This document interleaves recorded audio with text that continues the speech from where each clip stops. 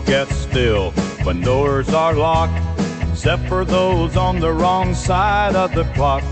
He was the dude in the pork pie hat. She was the queen of the laundromat. He was doing laundry, reading Kerouac. She sat at the counter with her phone in her lap. There was a noise at the old back door, a noise that they were both inclined to ignore. A bad neighborhood, this wasn't quite, but bad things happen in the deep of night. She sat still, not too keen to get robbed. He sat still because it wasn't his job.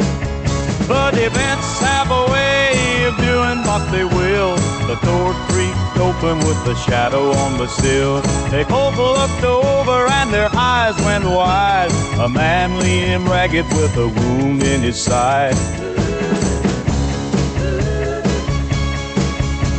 The dude jumped up for to offer aid.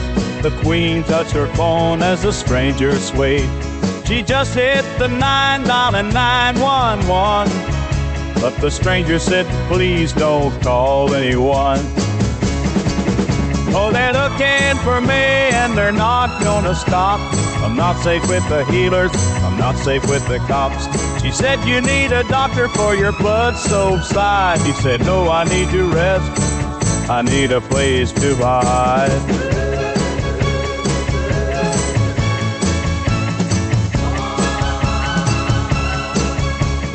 She looked at the dude, he looked at her. They both looked at the stranger, felt their ethics blur. The dude shrugged and nodded, acquiescence on his face. She said, give me a hand, I just might know a place. She led him to her dryer with an out of order sign. They told it off for feeling a hidden space behind. The stranger slouched inside, nodding silent thanks. They pushed it back and sealed him safe behind appliance banks.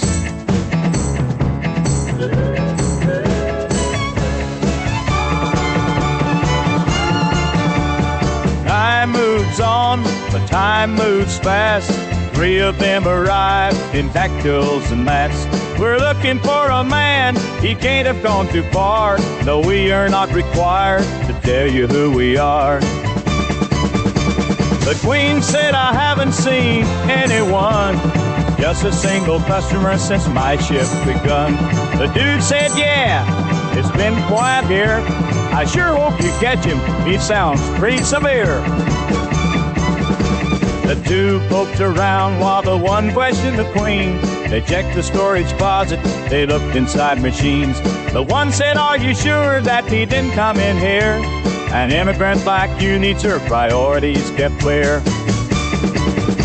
She said, you can threaten to arrest me if you will. I said, I haven't seen him and I'll not have seen him still. The dude said, excuse me, his phone held in his hand. Can you speak a little louder for my peeps on Instagram?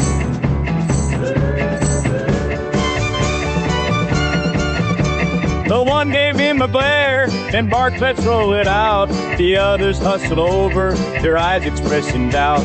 Their SUVs roared, in moments they were gone. The street was still in the rising light of dawn.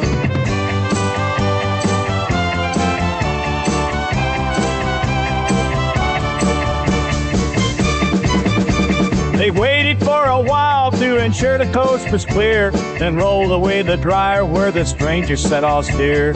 They were both relieved to find him still alive. In fact, he looked much better, he seemed to have revived.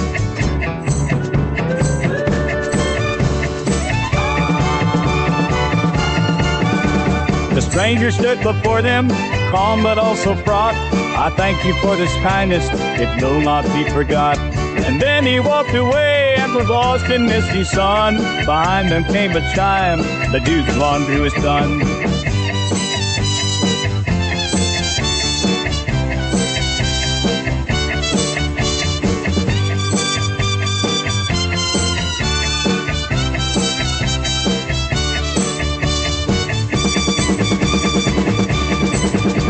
His people found the stranger responding to his call. They tugged at his wound, though he had nearly healed it all.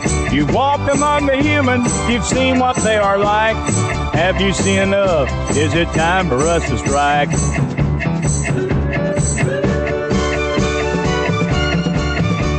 He thought about the hatred, he thought about the rage, he thought about brutality and children in a cage. He thought of all the people who yearned to be debased and sought corrupted leaders who'd intensify their hate.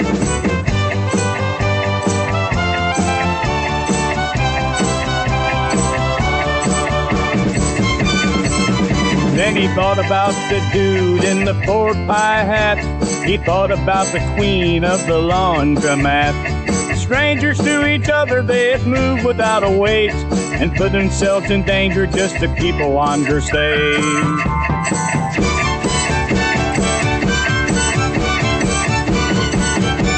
And he turned toward his people, raised up his tired hands.